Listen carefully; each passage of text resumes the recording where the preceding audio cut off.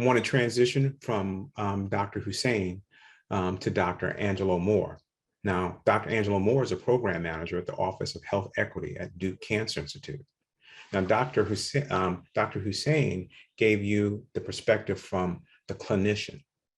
Now, Dr. Angelo Moore is going to give you the perspective from the nurse. Now, that's a different lens, and they interact with the patient differently.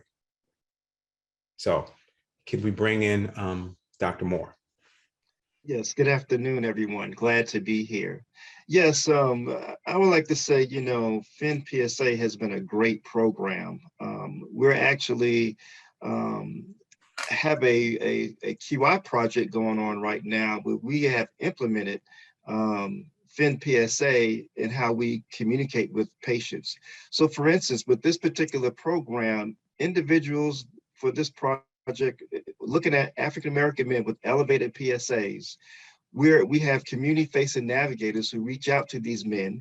And because one of the things we found is there's been a lack of follow-up once an individual gets a referral for elevated PSA, and they're not necessarily getting to a urologist for the diagnostic follow-up that they need. Mm-hmm. And so what we have done, we've instituted PHEN PSA as an educational tool to be able to increase their health literacy when it comes to prostate cancer screening. I always tell them, it's important to have knowledge and information because that's how you're able to advocate for yourself. Like Dr. Hussein indicated, when you see a primary care provider, everything is so quick. They might necessarily think about screening for prostate cancer. But as an African-American man, you need to know that, hey, I'm at high risk. I need to ask, I need to be screened for prostate cancer. And so we want to make sure that individuals are equipped. And PHEN PSA is a great opportunity for men to learn about what is a prostate, what is a PSA, what is considered normal, how often you should screen for it, because this is how we can increase the number of men that's being able to be screened for prostate cancer.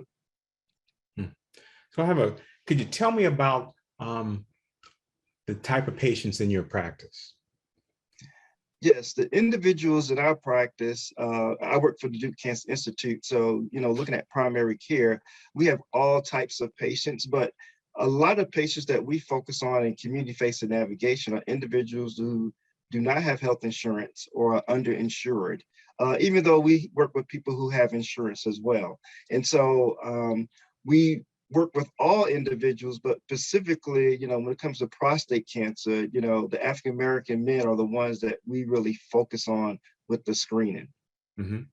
Now, you mentioned a little bit earlier that you have a navigator program. So that's different than in the case of the Luminous group, where the patient's coming there, but now you have a specific navigator for patients. And how do the navigators, what do they think about PHEN PSA? Yeah, the navigators, they actually love the PSA, PHEN PSA, because, they're able to, because we're doing a lot of things virtually now, they're able to log on the system and actually go through, gives them a nice guide to make it more standardized of the information that they provide in patients. You take it step by step, and men have the ability to go back, and review on their own and actually review with their family members. So it's a great resource for them to have. Mm-hmm. Is that some of the comments that you're getting back from some of the patients? Yes, some of they actually enjoy being able to have access to this information, and not only to PHEN PSA, but all of the educational tools that's on the PHEN network. When it comes to the Daddy's Boys plays, the recordings, looking at treatment options and how to understand that. It's just a plethora of information that's really focused and targeted for African-American men. And so almost every African-American man I come in contact with, I tell them about PHEN network. It has so many resources. Oh, thank you. Thank you very much. We appreciate that. I mean, it is impactful, and it's nice that it transitions from the clinicians to the nurses to the navigators.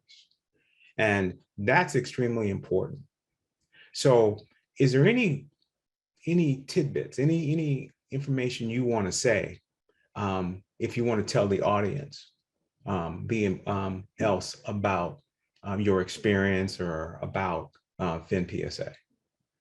Yeah, I would say that, education is really important, because we're dealing with, a population that the health literacy may not be as high as what a lot of educational things that we have in our health system. And Mhm. so giving them access to this information is really important to help equip them to be advocates for themselves. And we have to be able to advocate for ourselves, and having the ability to go back and share this information with your family members to be able to understand this before you get a diagnosis of prostate cancer. When a person get a diagnosis of cancer, their world is turned upside down. So it's really important for us to know beforehand, what are some things that we need to do, when we need to screen, how do we do the screening, what does it mean? So you can ask appropriate questions to get the best care possible for yourself. Thank you. And one other quick question. And there are these guidelines that exist, and you see how we summarize the treatment guidelines. And now, it is helpful for the patient to understand the guidelines, but have you showed your colleagues these guidelines, and do you have any feedback about those guidelines? Yes, those guidelines are very important because the two big studies that came out in 2010 created a lot of confusion, along with the recommendation of the preventive task force. And so being able to see very succinctly in one location what are the recommended guidelines, when you should start screening. I think that's one of the most important things, is when to start screening, at what age, and then how often you should screen. Those are the two most important things to me. But that actually gives you clear guidance on who you should screen. And so that's been the feedback that I've had, is very positive.